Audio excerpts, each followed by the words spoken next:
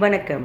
சிம்ம ராசி அன்பர்களுக்கான வைகாசி மாத ராசி பலன்களை பார்க்க போகிறோம். சிம்ம ராசிக்காரர்களை பற்றி ஒரு சில வார்த்தைகள் சொல்ல வேண்டும் என்றால், கம்பீரமான தோற்றமுடையவர்கள், சிங்கத்தை போன்ற நடையும் ஒரு பேச்சில் மிக ஏற்றமான ஒரு தோரணையும் இருக்கும். இந்த மாதிரி குணாதிசயங்களை உடைய சிம்மராசி அன்பர்களுக்கு கிரகங்களின் சஞ்சாரம் இந்த வைகாசி மாதத்தில் எப்படி இருக்கிறது, உங்களுக்கு என்ன நடக்கும் என்று பார்ப்போம். உங்கள் ராசிநாதன் சூரியன் தொழில் ஸ்தானத்தில் பலம் பெற்று சஞ்சரிக்கிறார். இதனால் தொழில் வளர்ச்சி என்பது அதிகரிக்கும். ஜென்மத்திலேயே கேது இருப்பதாலும் சப்தமஸ்தானத்தில் சனி ராகு சேர்க்கை ஏற்படுவதாலும் ஒரு சில சமயங்களில் இனம் புரியாத ஒரு கவலை மனதில் மேலோங்கும். விரக்தியும் விரயமும் அதிகரிக்கக்கூடிய காலகட்டம்.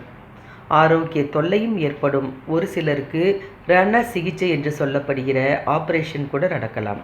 நாடு மாற்றம், இடமாற்றம், ஊர் மாற்றம் இதெல்லாம் தானாக தேடி வரும்.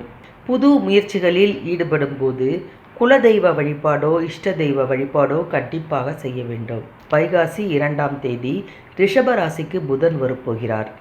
அங்குள்ள சூரியனோடு இணைந்து புத ஆதித்ய யோகத்தை உங்களுக்கு உருவாக்கி தருவார். இதனால் தொழில் ஸ்தானம் வலுவடையும்.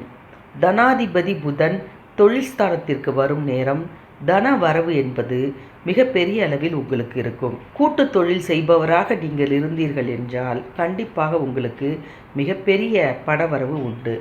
அதே நேரத்தில் உத்தியோகம் பார்ப்பவராக நீங்கள் இருந்தீர்கள் என்றால் கண்டிப்பாக நீங்கள் ஒரு தொழில் தொடங்கலாமா என்ற ஒரு எண்ணத்தை மனதில் வளர்த்து கொள்வீர்கள். இதுவரை உச்சம் பெற்று மீனத்தில் சஞ்சரித்த சுக்கிரன் வைகாசி மாதம் 17ஆம் தேதி மேஷ ராசியில் அடியெடுத்து வைக்கப் போகிறார். பாக்கியஸ்தானத்திற்கு வரும் சுக்கிரன் நல்ல பலன்களை வாரி வழங்கப் போகிறார். பூர்வீக சொத்துக்கள் உங்களுக்கு கிடைக்கக்கூடிய நேரம் என்று இதை சொல்லலாம். அதே நேரத்தில் உங்களுடைய வளர்ச்சிக்கு பெற்றோர்களின் ஆதரவும் அதிகமாக உண்டு. வைகாசி மாதம் 19ஆம் தேதி மிதுன ராசியில் சென்று புதன் பகவான் அமருவார்.